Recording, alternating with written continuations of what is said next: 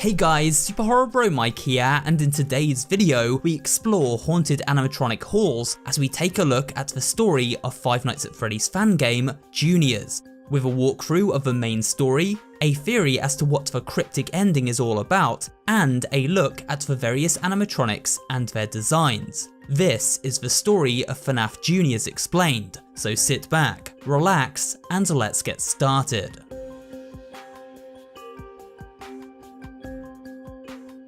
The setup for Junior's story isn't made crystal clear in the game, but it is nicely summarised on the game's download page over on the website GameJolt. Here it is suggested that we are filling the shoes of an investigator who is sent to Junior's restaurant after a series of slip-ups occurred leading to its closure. The investigation company feels that something is afoot, and it's up to our unfortunate hero to uncover what that something is. Suffice to say, they probably didn't think they'd be dealing with haunted killer animatronics. While sleeping, the investigator, who for now I will simply refer to as the protagonist, finds himself in a dark limbo-like dimension. He quickly begins to panic, believing himself to be dead. At that moment, a small white bear emerges from the darkness and introduces himself. This is ᴅsᴜᴜᴜ, and he is a passive spirit who has taken refuge in this dark place, a place he refers to as the Barrens. The Barrens are a limbo dimension between life and death. A giant brain hangs in the sky above, suggesting the Barrens are connected directly with our character's subconscious after they entered JR's to begin their investigation. There are familiar sights to be found here. Freddy, Bonnie and Chica cutouts, and the puppet emerging from a prize box. We also see a mysterious arcade cabinet, though for now it is out of order. ᴅsᴜᴜ assures the protagonist that he can send him back to the real world whenever he wants, but asks for some help with some unfinished business in return. ᴅsᴜᴜ is unable to complete this task himself as he is dead. By taking care of this unfinished business, he will be able to move over to the afterlife. ᴅsᴜᴜ even offers to help out in our investigation, and so a partnership begins, the protagonist agreeing to meet ᴅsᴜᴜ once more the following night. And so the investigation at Junior's commences, with our protagonist monitoring paranormal activity at the restaurant over a security camera feed from the relative safety of the maintenance room. ᴅsᴜᴜ operates as a ghost in the machine, able to send us messages through our laptop, which provides survival tips as a ghostly figure moves from one animatronic to the next. This ghost girl is never named, and so it is impossible to know for sure her true identity. It seems her presence in the restaurant is the unfinished business ᴅsᴜᴜ was talking about, and the reason why Junior's closed down to begin with. He tells us he has been hiding from this ghost, who will take his soul if she locates him. And so, a mission to exorcise this malicious spirit commences.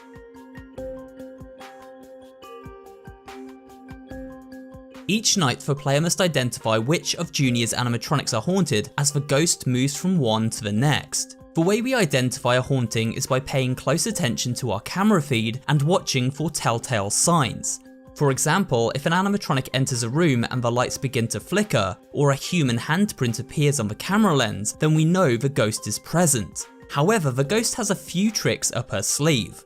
One of these is to inhabit the marionette, who does not appear on cameras but instead can be heard by her music box when we turn on the audio function.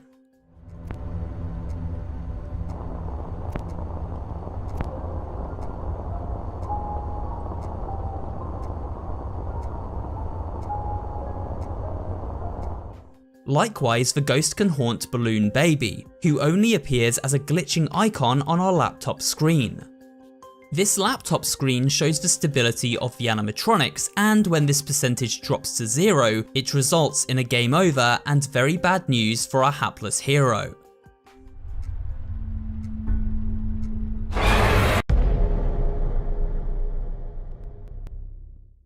To avoid a sticky end, we must periodically call non-haunted animatronics down the conveyor belt to the maintenance room and then repair them by installing a fresh battery pack. If we guess the incorrect animatronic when trying to locate the ghost, then the values of these stability percentages drop across the board, so correctly picking who the spirit haunts is super important.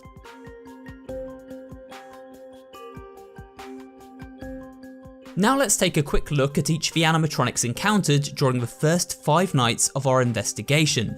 Fnaf Jr.'s has a menu page accessible after completing the game with detailed character descriptions for each of the terrifying designs. These read as follows. Freddy.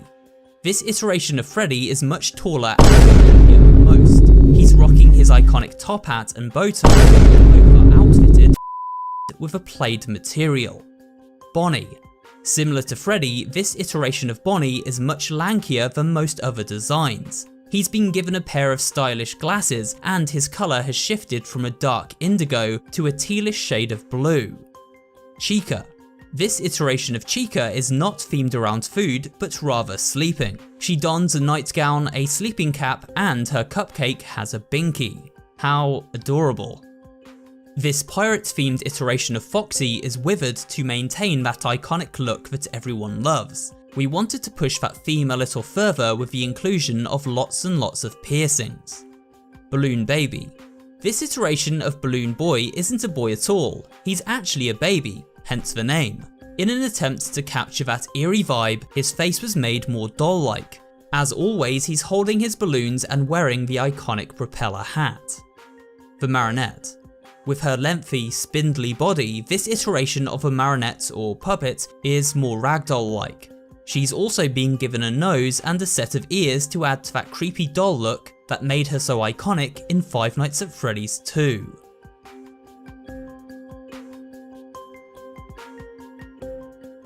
The further into Juniors we progress, the more of its mysterious backstory is revealed. We get some of these reveals delivered through a series of old VHS tapes, which our protagonist uncovers after completing certain shifts. The first tape is labelled Episode 1. On this tape is a claymation animation. It shows Freddy walking up to a door labelled Beware the Mangle. Freddy holds an animatronic arm in his hands, which he then presents to a shadowy figure as it emerges from the room. The second VHS tape is labelled Episode 2. This time, Bonnie and Freddy sit at a table in the pizzeria. Freddy pieces together a drawing of Mangle, as if assembling it. Mangle then seems to speak to Freddy and influence him. We then see the ghost inhabiting Freddy transfer over to Bonnie. After this transfer completes, it is Bonnie who now delivers an animatronic appendage to the Mangle's door. The tape ends with a photograph of Bonnie and Freddy laughing together, this suggesting they are both now under the Mangle's control.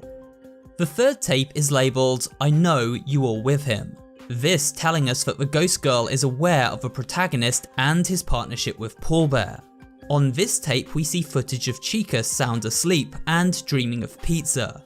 Bonnie ominously peers over the foot of her bed, and Chica's dreams alter as the ghost transfers into her body. Chica then completes the Mangle's construction by bringing it to the final endo piece. Now before viewing the final tape, we should take a moment to catch up on the story unfolding between the protagonist and his new acquaintance Paul Bear. After relaying the information found on these tapes, Paul Bear deduces that the Mangle is a new body the ghost is trying to build for herself. This body will allow her to become far more powerful and therefore harder to stop. With the protagonist getting ready to finish his investigation, time is of the essence. The duo must stop the ghost before the Mangle finishes construction. To do this, they decide to take the ghost by surprise by sneaking into her lair located in the restaurant's basement. This brings us to the fourth and final VHS tape. This one is labelled Falling Down. Its footage is symbolic, showing us children's drawings of various animatronics at Juniors as they are tainted by a black goop.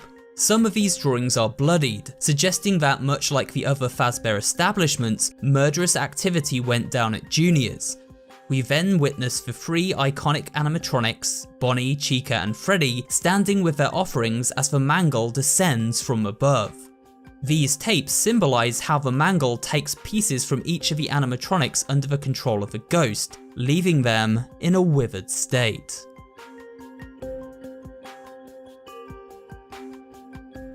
ⴑ knows of a secret entrance leading into the basement, and so our protagonist takes it into the heart of darkness for a final showdown with the ghost girl. Longtime FNAF fans will recognise this setting and the gameplay mechanics. They are lifted from Five Nights at Freddy's 2.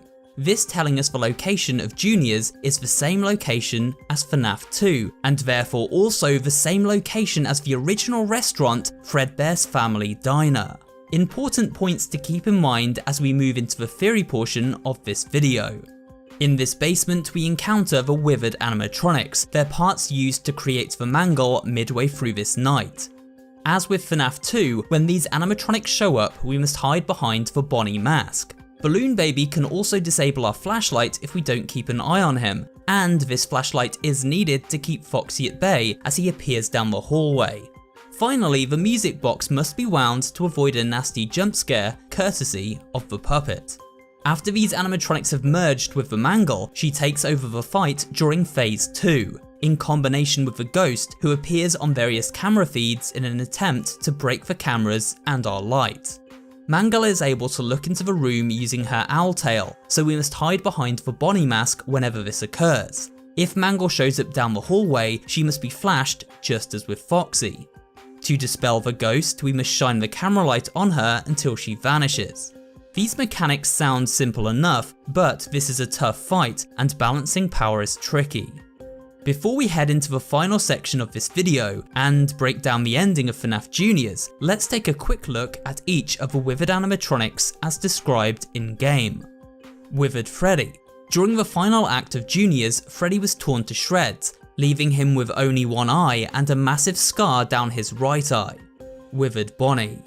Bonnie's face was torn off by MANGLE and used as a mask by the player. Withered Bonnie shares almost identical features to his design in FNAF 2. Withered Chica.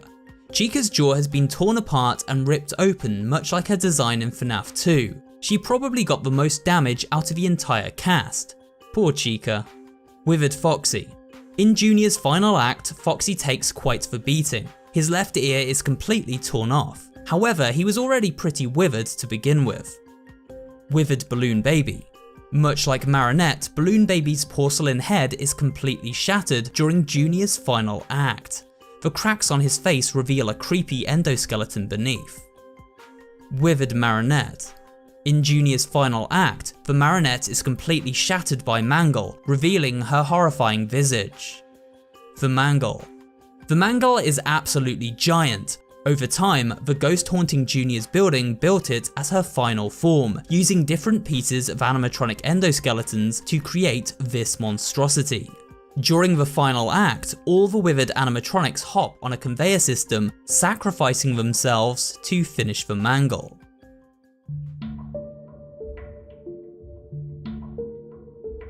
After reaching 6 AM and outlasting the ghost's attempts to merge with MANGLE, she instead tries to merge with the protagonist, forcing her way inside his mind to gain access to the Barons and track down Bear. The ghost girl begins to strangle Bear, telling him there is no more hiding beneath the costume anymore. This tells us that Bear is another young child, so who could he be? Well, we are given a few clues as to the identity of this child as we journey through the game. In an earlier cutscene, Bear mentions how he is very lonely, and only the other spirits keep him company. We also know that Bear is of timid demeanour, asking the protagonist for help as he is too scared to face the animatronics and Ghost Girl himself. These traits line up perfectly with a very familiar Five Nights at Freddy's character, the Crying Child, commonly believed to be Evan Afton. The Crying Child died at the original Fazbear location, Fredbear's Family Diner, after being stuffed inside Freddy's animatronic mouth by his brother Michael. A prank that went very wrong. After passing away, Crying Child ended up with only the other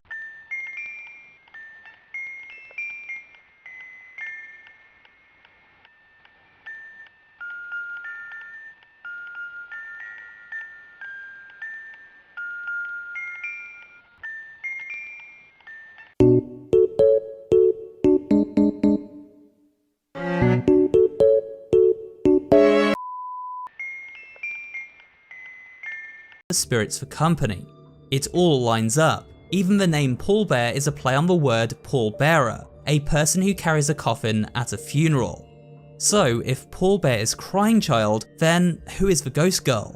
Well, this is a little harder to pin down. It seems most likely that she is meant to be Cassidy. This is because Cassidy was the most vicious of all the child victims, and would have had a reason to come after crying child, as he was the son of her murderer, William Afton, the man who robbed her of her life. The ghost tells pallbearer she will destroy him and then his little puppet, but before the conversation concludes, she is stabbed in the back by the protagonist. At this point, the story abruptly ends and the following text plays out.